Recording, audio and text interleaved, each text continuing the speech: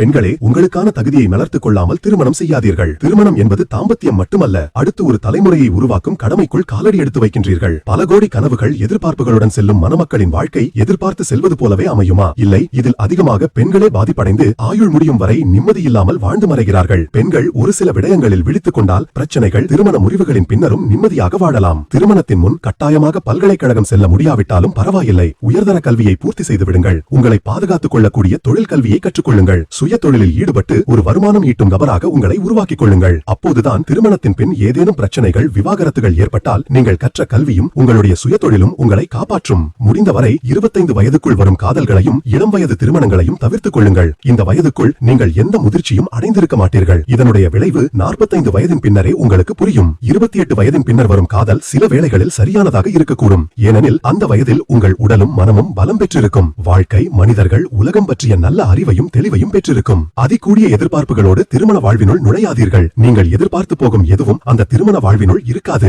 ஏன் தாம்பத்தியம் கூட. திருமணத்தின் பின்னர் புதிதாக கிடைக்கும் உறவுகள் மற்றும் சூழலை பொறுத்து அதற்கேற்ற மாதிரி உங்களை மாற்றிக்கொள்ளுங்கள். கணவன் வசதியானவர், மாடி வீடு, கார், சொகுசாக வாழலாம் என்று நினைத்து செல்வீர்களானால் அங்கு நீங்கள் ஒரு அடிமையாகவே நடத்தப்படுவீர்கள். உங்கள் தகுதிக்கு மீறி வசதியான ஒரு வரன் கிடைக்கிறது என்றால் பலமுறை யோசியுங்கள். பெண்களுக்கு எதிரான அனைத்து வன்முறைகள், கொடுமைகளும் அதிகமாக வசதியான வீடுகளிலேயே நடக்கிறது. உங்கள் மீதான மதிப்பு குறைபடுகிறது என்று தெரிந்தால் அதை நிவர்த்தி செய்ய பாருங்கள். ஏன் என்ற காரணத்தை அறிய முற்படுங்கள். சுயமரியாதையை இழந்து அப்படி ஒரு வாழ்க்கை வாழ வேண்டிய அவசியமில்லை. அப்படி வாழ நினைப்பது என்றோ ஒரு நாள் உங்களை தற்கொலை போன்ற தவறான முடிவுகளுக்கே அழைத்துச் செல்லும். இங்கு எதுவும் தீர்க்க முடியாத பிரச்சனைகள் எழுவதில்லை. நீங்கள் திருமணம் முடித்து சென்ற வீட்டில் கொடுமைகள் நடக்கிறது, அங்கு வாழ முடியவில்லை என்றால் உங்கள் பெற்றோர்கள், சகோதரர்கள், உறவினர்களிடம் மனம் விட்டு கூறுங்கள். எந்த பெற்றோர்களும் சகோதரர்களும் உங்களை கைவிட மாட்டார்கள். எல்லாவற்றையும் மூடி மறைக்காதீர்கள். திருமணம் முடித்து மகிழ்ச்சியாக, கௌரவமாக இருப்பதாக நடிக்காதீர்கள். பொய்யான வாழ்வு வாழாதீர்கள். இவை எல்லாம் என்றோ ஒரு நாள் உங்களை தீமையாகவே வந்து முடியும். சுய கௌரவத்தை இழந்து வாழ நினைக்காதீர்கள். ஆணோ பெண்ணோ பொருத்தமில்லாத துணை என்று தெரிந்துவிட்டால் உடனடியாக விலகிவிடுங்கள். இந்த பிரபஞ்சத்தில் மனிதர்கள் வாழ நிறைய வழி இருக்கிறது. வெளியில் காட்டிக்கொள்ளாவிட்டாலும் உள் மனதுக்குள் சொல்ல முடியாத வேதனைகளோடு பல பெண்கள் வாழ்கிறார்கள் என்பது மறுக்க முடியாத உண்மை. அதனால் பெண்களுக்கும் நல்ல கல்வி, அதனோடு கூடிய வருமானம் இருந்தால்தான் திருமணத்தின் பின் வாழப்போகும் வீட்டில் நல்ல மதிப்பும் மரியாதையும் கிடைக்கும். அதனால் பெண்கள் திருமணத்திற்கு முன்பு உங்களுக்கான தகுதிகளை வளர்த்துக் கொள்வது மிகவும் அவசியமான ஒன்று. இந்த தகவல்கள் பிடித்திருந்தால் லைக், காமெண்ட், ஷேர் செய்து பகிர்ந்து கொள்ளுங்கள். எமது பக்கத்தை பின்தொடர்ந்து ஆதரவு தாருங்கள். நன்றி.